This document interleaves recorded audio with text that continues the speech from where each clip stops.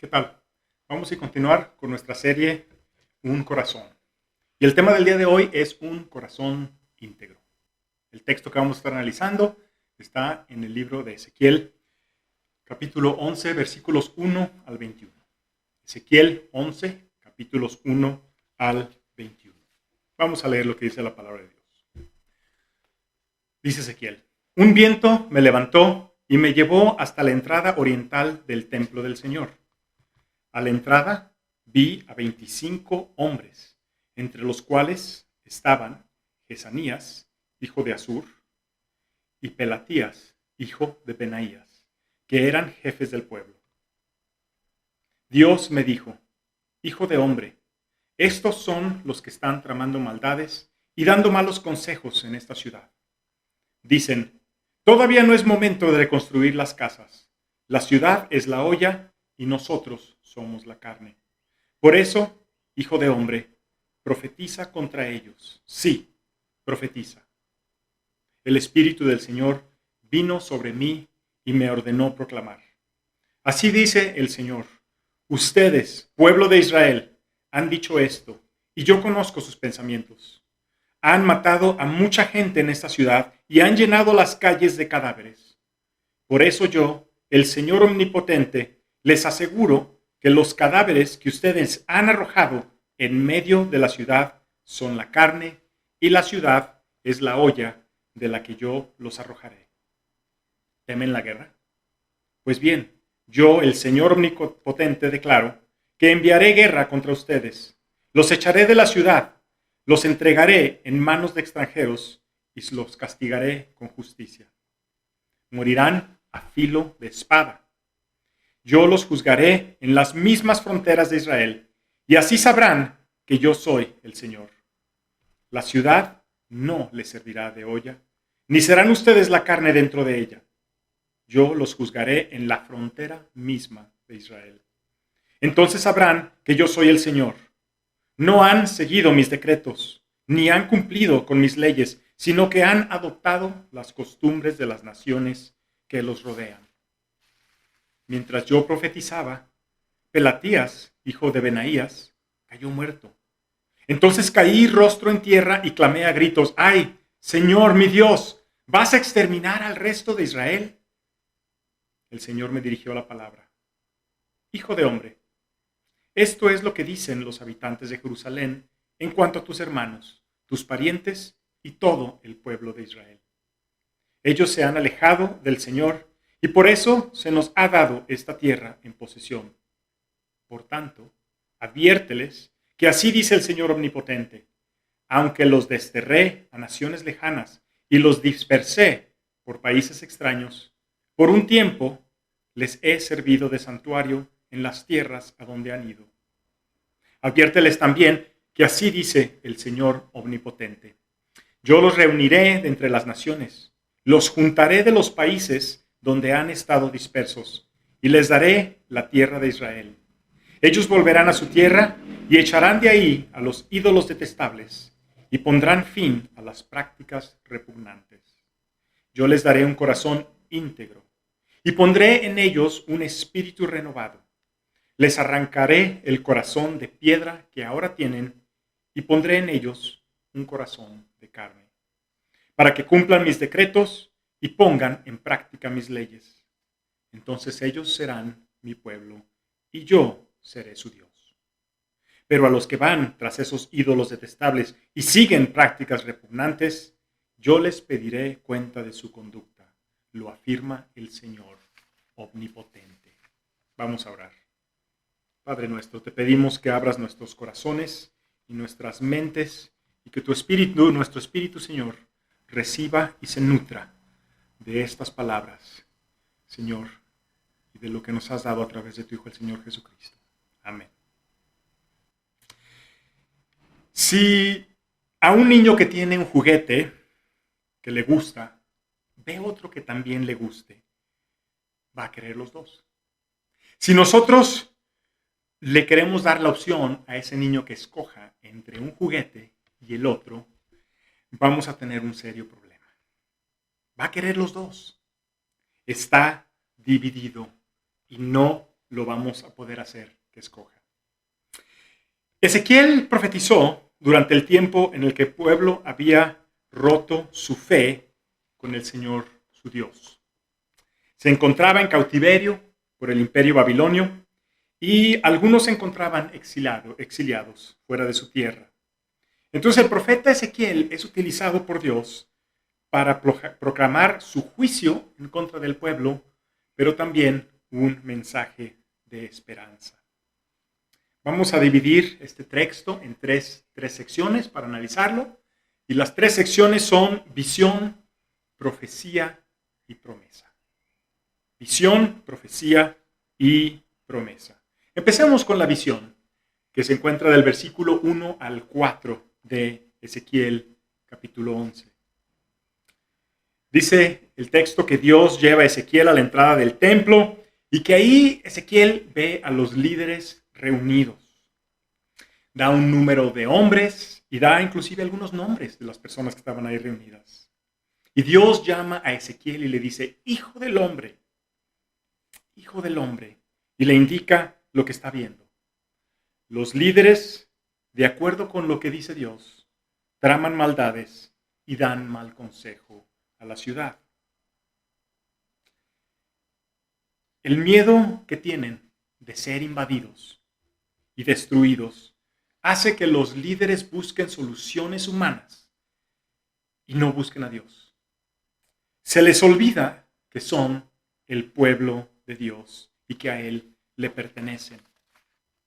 Entonces, en base a esta visión, Dios le ordena a Ezequiel a profetizar. Y entonces en nuestra segunda sección, que va del versículo 5 al 13, vemos la profecía de Ezequiel. El versículo 5 dice que Dios los juzga no solo por sus palabras, pero también por sus pensamientos. Y los acusa de que han matado a mucha gente y llenado las calles de cadáveres. ¿Pero cuáles? ¿Cuáles cadáveres? ¿Los líderes eran asesinos de la gente? ¿Era acaso su pasatiempo? ¿Eran los líderes el cartel de ese entonces?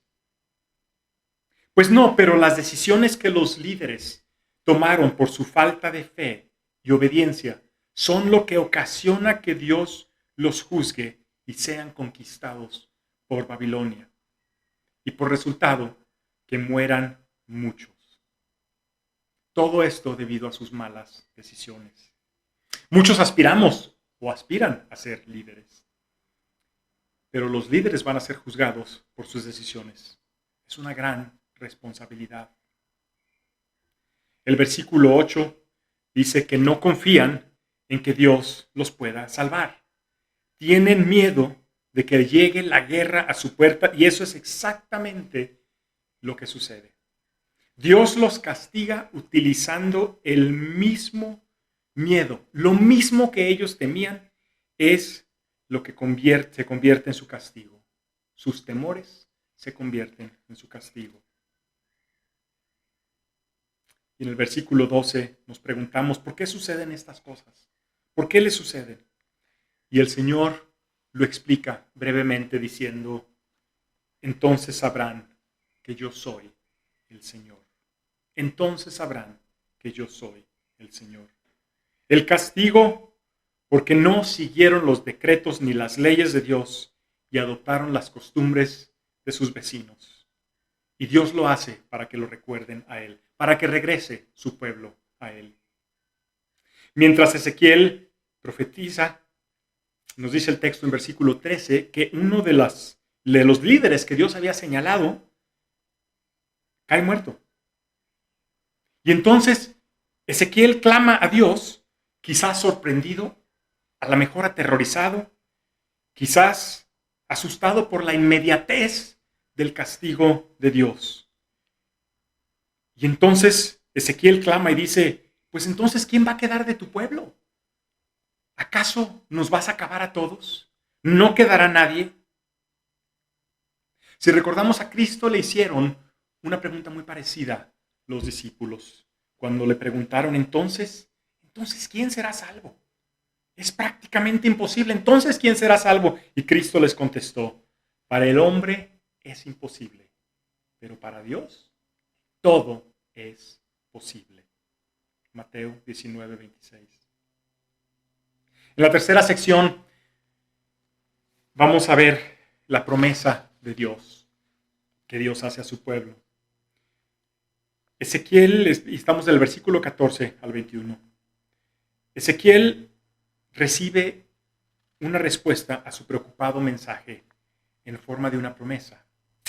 Dios siempre cumple sus promesas. Dios no es hombre para que falle o para que mienta.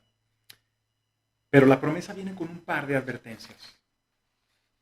Ahora, pareciera a simple vista que Dios está haciendo esto por su pueblo. Que el pueblo clamó o que Dios escucha a Ezequiel y que Dios quiere restaurar a su remanente. Pero en el libro de Ezequiel es importante entender que no es así.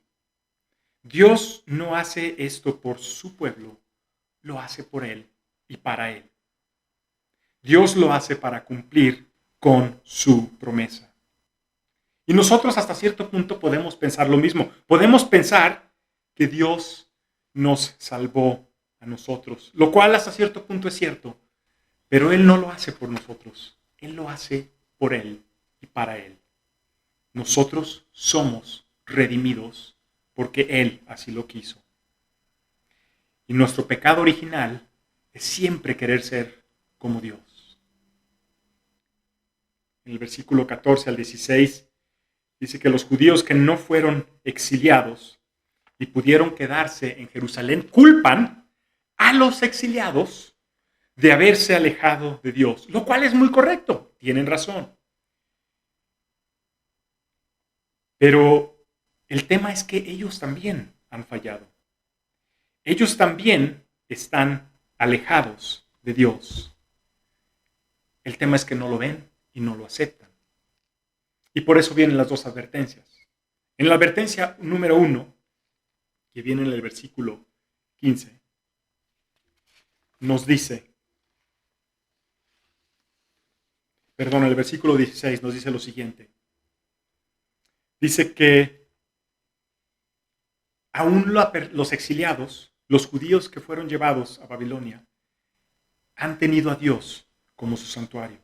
No solo a los que se quedaron en Jerusalén, Dios sigue estando con ellos. Y los que se quedaron piensan que Dios se quedó en el templo y que los exiliados no tienen el amparo de Dios. Dios nos abre la puerta para que el pueblo empiece a entender que en el futuro el Señor estará en donde esté su pueblo y no en un lugar geográfico como en su momento lo fue el templo. Después viene la advertencia número 2, versículos 17 y 18. Dice que va el Señor a juntar a su pueblo, a traer a su pueblo, todos aquellos que fueron exiliados, y Él los va a regresar a la tierra que Él les había prometido. Y ellos van a hacer el trabajo que los que se quedaron no estaban haciendo. Lo vemos en el versículo 18, donde nos dice que ellos se encargarán de echar de ahí a los ídolos detestables y pondrán fin a las prácticas repugnantes. La advertencia continúa en el versículo 21 y dice que a los que sigan con estas prácticas detestables, Dios los hará rendir cuentas. Y después viene una promesa que es muy alentadora para todos nosotros.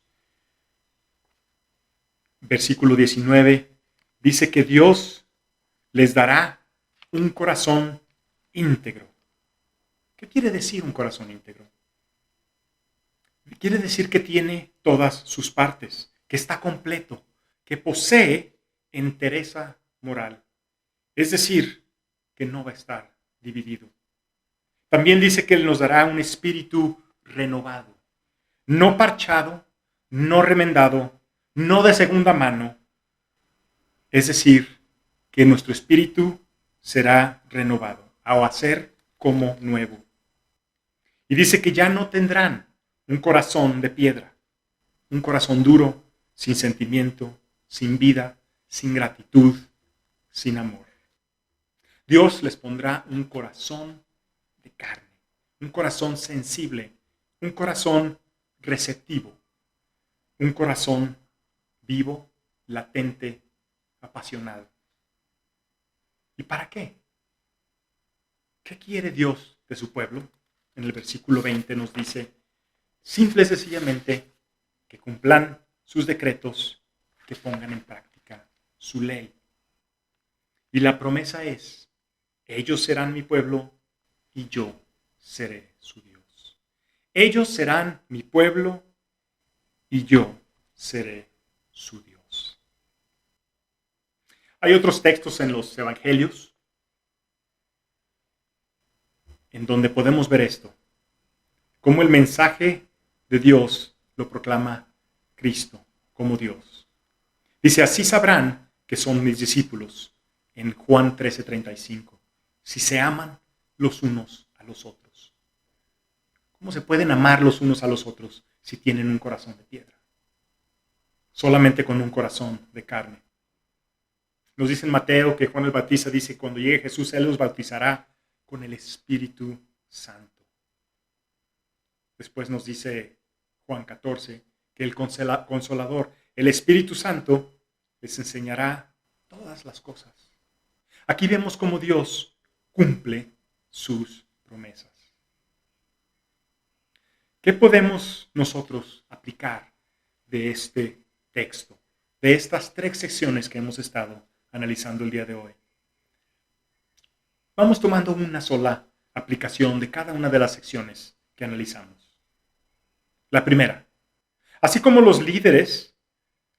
para los líderes entonces, es muy tentador confiar en nuestras propias fuerzas, en tomar decisiones humanas, en preocuparnos y olvidarnos que somos el pueblo de Dios. Formemos el hábito de pedirle a nuestro Padre Celestial por lo que necesitamos y por lo que tememos. Segunda aplicación que podemos tomar del texto, Dios nos juzga por nuestras palabras, pero también por nuestros pensamientos.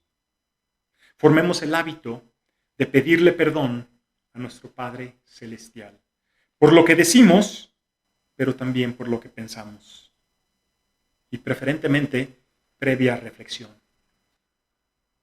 Tercera aplicación que podemos sacar del texto. Con facilidad nos podemos olvidar que somos el pueblo de Dios. Recuerda que eres parte de ese pueblo. La promesa es para ti. Fomentemos el hábito de vivir sabiendo que es así, porque Dios así lo quiso. Y tenemos beneficios como también tenemos obligaciones como hijos de Dios. Ahora ya para concluir, Dios sabía que parte de nuestra herencia pecaminosa era el tener un corazón dividido. Como niños, queremos 2 cosas a la vez, a veces más.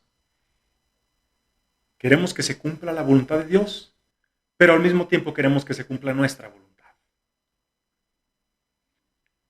Dios sabía que la única manera, la única forma de hacer de esto era cambiando nuestro corazón, de raíz, por completo, como si fuera una cirugía. La única manera era enviando a alguien que sí tuviera un corazón íntegro, completamente afín con los planes de Dios, su Padre, obediente, que cumpliera la ley. En resumen, el mismo Dios, el Hijo, Jesús, tomando nuestro lugar para poder cumplir por nosotros.